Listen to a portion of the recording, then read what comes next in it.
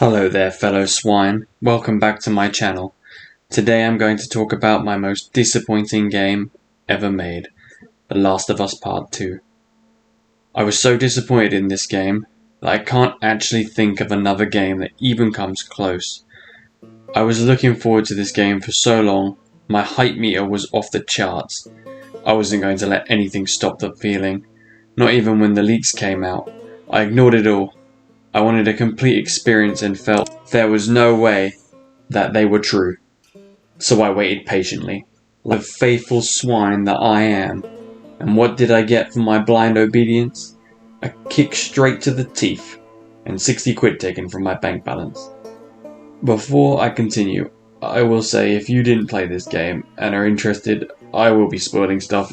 If you want a review, I will rate it. Save your money. Buy Elden Ring or something.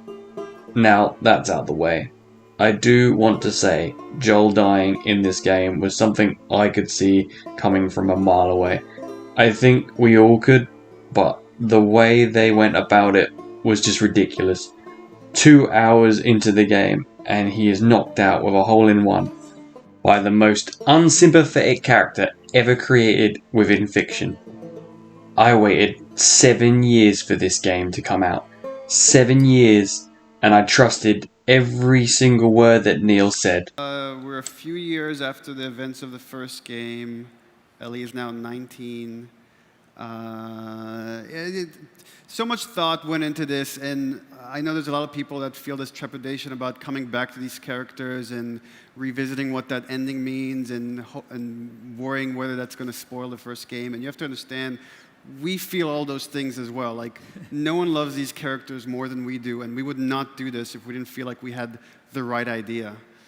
And the part 2 is really kind of doubling down on that, to say we believe in this so much. We're not trying to avoid it, and like, I've played with so many of the ideas that had different characters, and it never felt right. The Last of Us is about these two characters specifically. So yeah, the part 2 is, it's saying this is going to be a larger story. This is a complementary story to the first game, but the two together are going to tell this much larger tale. And all I ask is the fans of the first ones, put some faith in us, trust us, we're going to do right by you. So. I trusted you, Neil. We all trusted you. And now, I have trust issues. This was meant to be about the adventure between Joel and Ellie. The only adventuring Ellie and Joel do in this game is told in flashbacks, which were probably the best part of the entire game, might I add. It shows there was potential, which makes it even worse. So the game really gets off to a pretty wild start. If they wanted to make me angry and seek revenge, then they got what they wanted. And now I was on board the slaughter Abby and crew train. It was at this point I decided that I had to see it through to the end.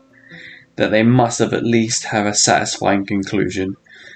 Oh, how naive I was. It was a simpler time. The real world was going to shit, so I guess it would make sense that everything else would as well. A quick side note, even though I would love to dump all over this game from all 4 corners of the planet, I feel I should mention the positives, as it's only fair, because there are a few. The musical OST in this game is still really good. Gustavo Santaolalla returned from the first Last of Us, and he delivers once again. I also like some of the gameplay mechanics added into The Last of Us Part 2, such as the AI's reaction to their friends being brutally murdered. That was a nice touch. Naughty Dog has always tried to push these mechanics, and they are present here also. And that just about covers all the good.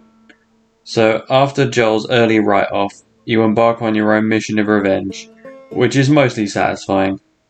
Then you find out Dina is pregnant, which is the first of the 2 pregnant women that are eager to throw themselves into the battlefield in this story.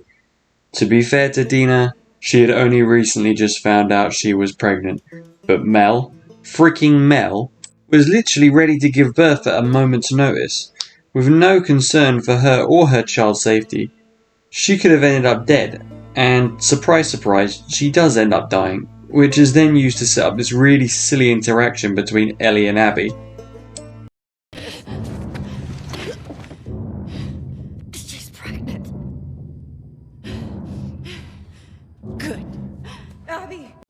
Good.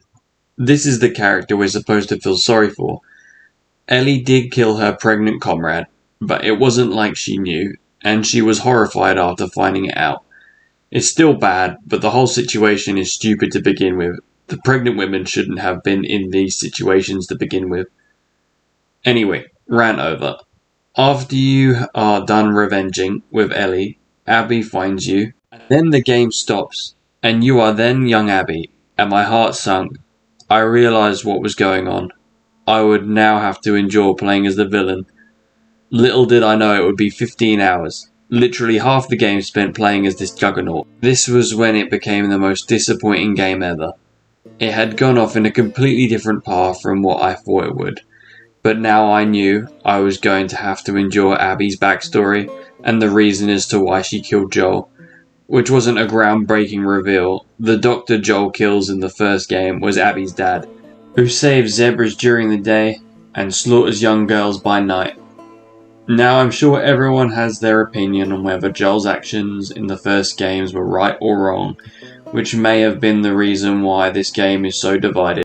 But I felt that what Joel did was right, and if I was in his shoes, I would have done the exact same thing. My interpretation of the last game's ending was that Ellie's life was worth so much more than the lives of the human race. He had seen how ugly they had become, and she was the only thing that brought a little light into the darkness of the world, and she didn't deserve to be sacrificed for their sake. So because I hold these views, I find it very hard to sympathise with Abby. I do however understand why she felt she had to do it.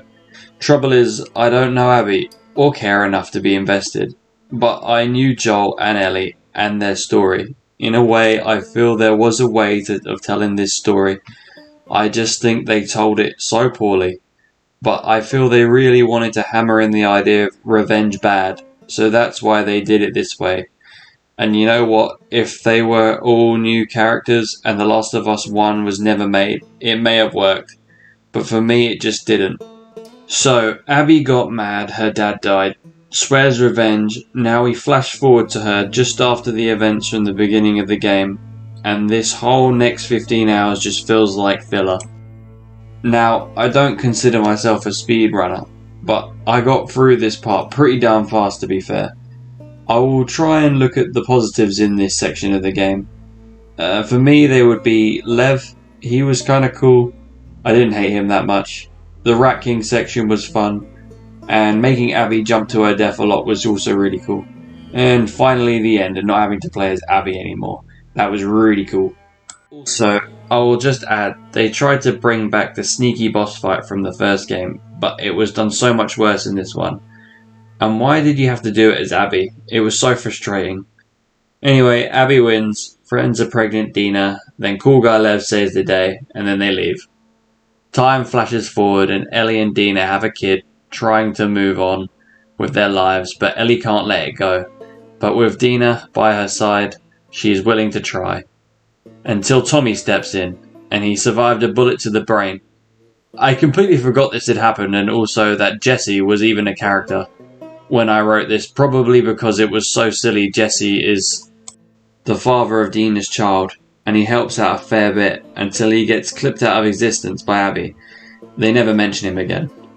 So Tommy comes in after surviving lead to his brain, and gets mad because Ellie isn't totally on board with going after Abby again.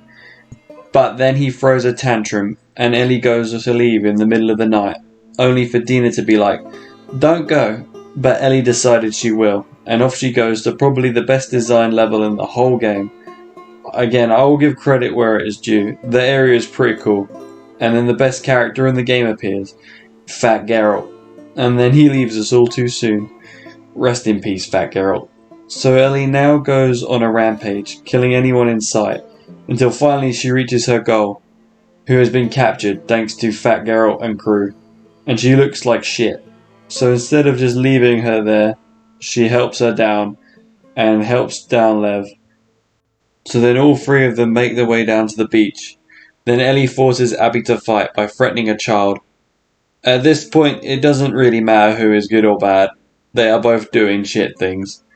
Anyway, they have a brutal fight. Abby tries to eat Ellie and takes two of her fingers, but Ellie gets the upper hand, and then she's winning, and she's gonna get her revenge, but then she doesn't, and then she lets her go, and then she just cries like a baby. There wasn't even a choice. That would have really made a difference for me. Anyway, I didn't even get the satisfaction of killing her myself. Ellie murdered countless people, but then when she finally gets to the one she wanted to commit revenge on, she just didn't. Who wrote this? Anyway, Ellie returns home, Dina has gone, and now Ellie can't play the guitar anymore because Abby ate her fingers. And then the credits roll. I felt a bit deflated at this moment. The disappointment was washing over me, and I swore to never get hyped for a game ever again, which all went out the window when I saw Elden Ring.